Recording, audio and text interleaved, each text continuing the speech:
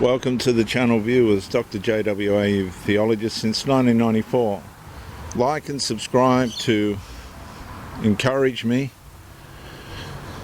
subscribe and comment to educate me, and subscribe and share the video to help somebody else. This talk is entitled When the State Creates the Harm, the Case for Compensation and Redress.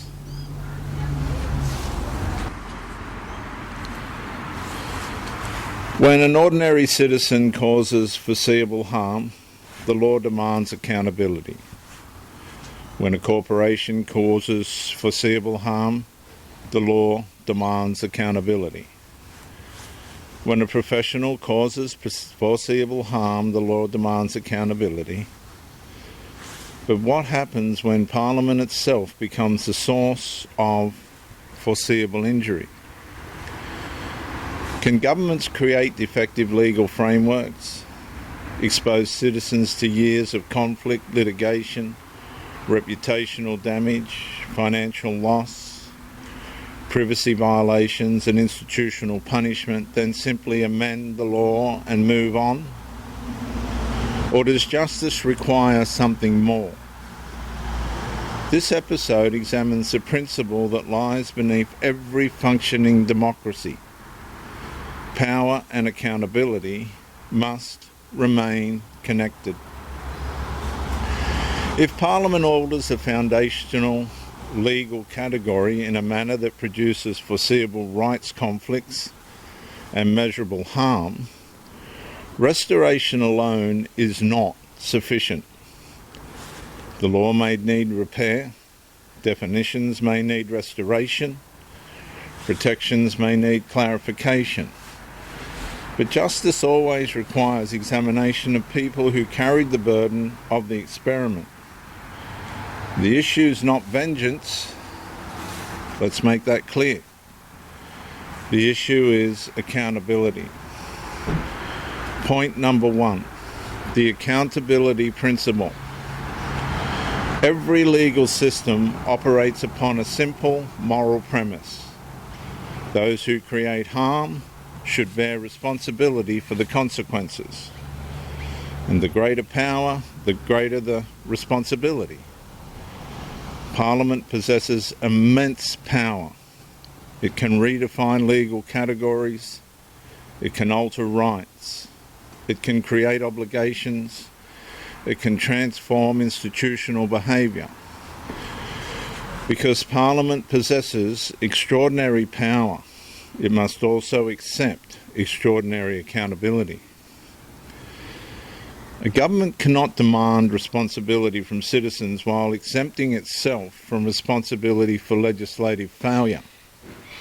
My point being, power without accountability becomes privilege.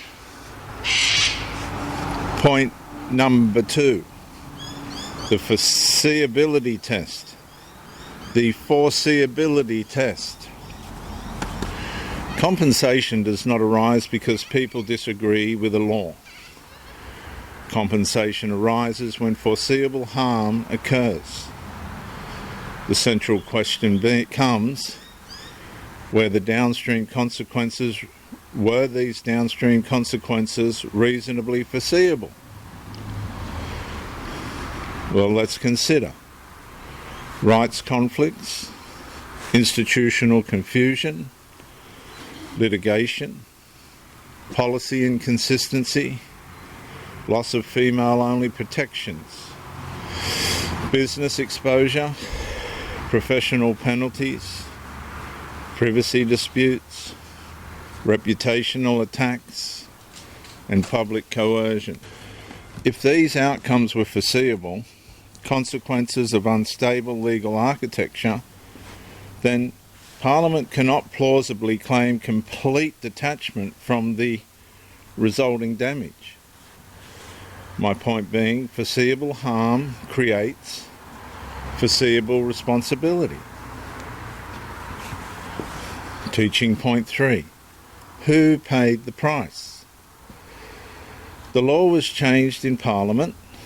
the consequences were carried by citizens. Women paid, athletes paid, service providers paid, parents paid, businesses paid, schools paid, advocates paid, organisations paid. Some paid financially, some paid professionally, some paid emotionally, some paid through years of legal uncertainty and cost, some paid through public vilification, and some paid through silence because speaking carried punishment. The legislative decision was centralised. The burden was decentralised. The point is the law changed in Canberra and the consequences were distributed across Australia. Teaching point number 4, the cost of rights conflict. Rights conflicts are expensive, not merely financially, psychologically, socially, institutionally. A defective framework forces citizens into positions they should never occupy. Instead of Parliament resolving ambiguity, citizens become the mechanism through which ambiguity is tested. Court cases become substitutes for legislative clarity. Ordinary people become test cases.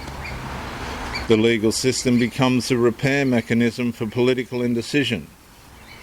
And that's not how healthy governance functions. My point being, citizens should not be forced to finance the consequences of legislative uncertainty. Teaching point number 5, the redress case. A mature democracy examines injury honestly. The question is not, did anyone suffer?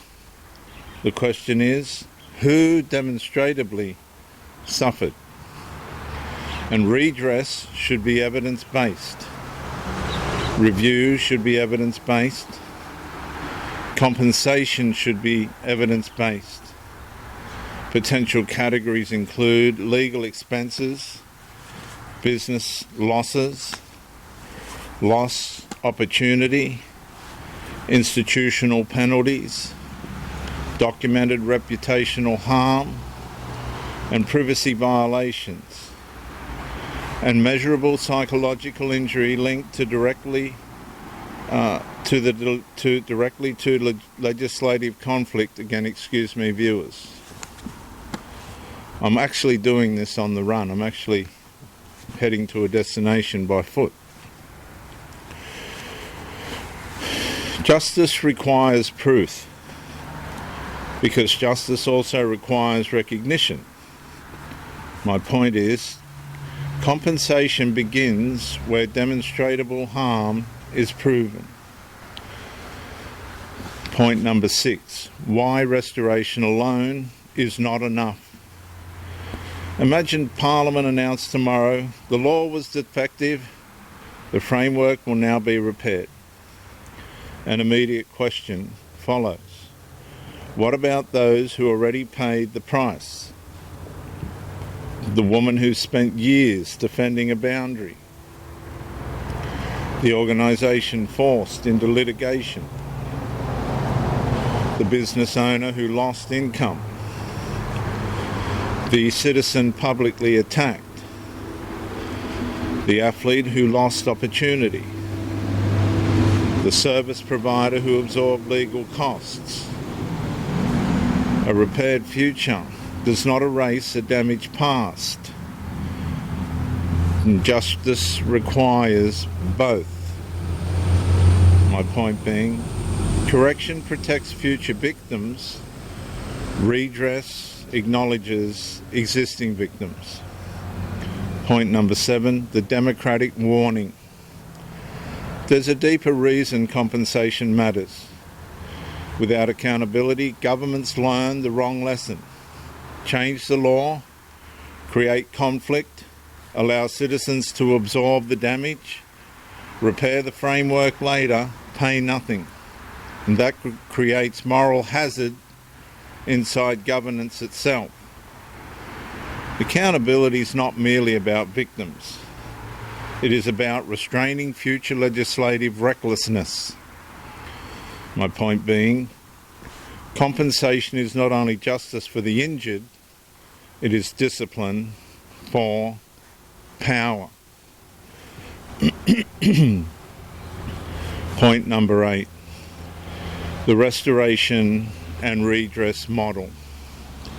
A lawful redress framework should include legislative review, public acknowledgement of harm, independent assessment mechanisms, compensation pathways for proven losses, restoration of affected rights, institutional reform preventing reoccurrence. The objective is not punishment, the objective is restoration of trust, because trust is the first casualty when governments refuse responsibility. Viewers and listeners, my final consequence statement. A democracy cannot demand accountability from its citizens while exempting itself from accountability for its own decisions. If Parliament creates foreseeable rights conflicts and citizens carry the burden, then Parliament carries responsibility. The law may be repaired, definitions may be restored, protections may be clarified, but justice remains incomplete until the people who paid the price are recognised, because the true measure of a nation is not whether it can change a law back to where it should be. The true measure is whether it possesses the integrity to accept responsibility for the consequences of changing it in the first place. Re 2013. And this is my closing consequential statement. The power to order the law must always remain inseparable from the duty to repair the damage when that alteration causes harm to the people that the law is supposed to serve. I'm Dr. J.W. Ayub, theologist since 1994. Like and subscribe to help this work. Comment and subscribe to educate me. And share, subscribe and share to help somebody else.